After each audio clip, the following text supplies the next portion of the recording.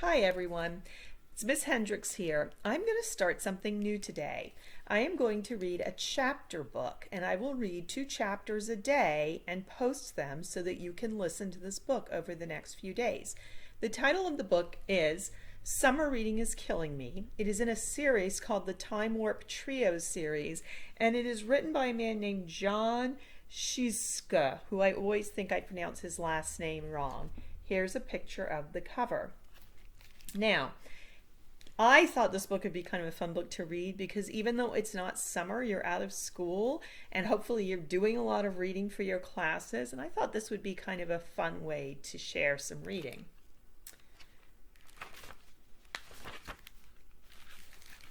Summer reading is killing me. Chapter 1. Cluck, cluck, the thing rumbled in a deep voice. Is that thing talking to us? Said Fred. I looked around the small playground. Fred, Sam, and I stood at one end against a chain-link fence. A very large, white, feathered thing stood next to the swing set at the other end. It had yellow, scaly legs as big as baseball bats, little red eyes, and a dog collar. I think it's a giant chicken, I said. Sam cleaned his glasses on his t-shirt and took another look at the other side of the playground. Yep, that is a 250-pound chicken standing there. The sun glittered in its hungry little eyes. And yes, he looks like he's planning to hurt us, added Sam. Well, it's not my fault, said Fred. I didn't touch the book. You did too, I said. Did not, said Fred. Did too, did not, did too. Excuse me, guys, said Sam. Did you ever get the feeling that all of this has happened before exactly like this? The giant, supersized chicken eyed us. He gave us another gut-rumbling cluck. Well, maybe, except with a black knight instead of a giant chicken, of course. Fred pushed his Red Wings hat and scratched his head. Hey, yeah, it's like a la mode or something.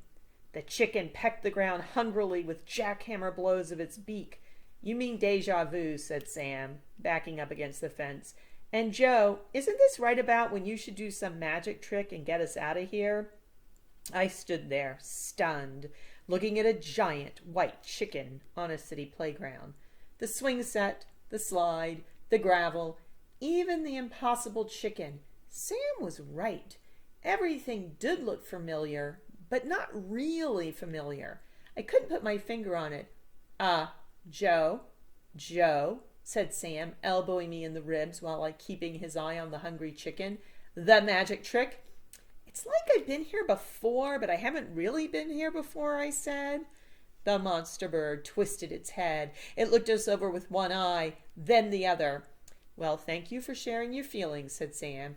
And you know we would just love to hear more later. Right now it looks like that bird is thinking about his own idea of a chicken dinner. Us. So how about a magic trick?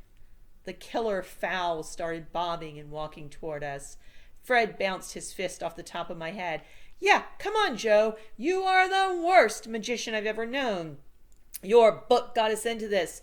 Do you know a real magic trick for once and get us out of here? The chicken started trotting.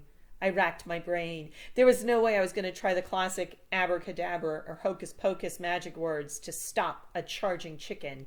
And don't even remind me of that please and thank you mistake I made earlier in my career. But I had a flash of an idea.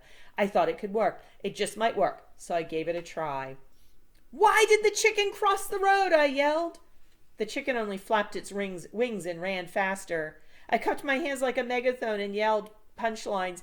To get to the other side, to buy the newspaper, to get away from Colonel Sanders. Nothing worked. The monster chicken just looked madder and ran at us faster. I don't want to end up as Chickenfield, wailed Sam, plastered against the fence. At that moment, I saw a sign out of the corner of my eye, and I knew where we were. The chicken thundered toward us, its deadly sharp beak pointed directly at us. I stepped in front of Sam and Fred with my chest out. Hoboken, I said. Chicken, said Fred. Emergency, screamed Sam. Exactly.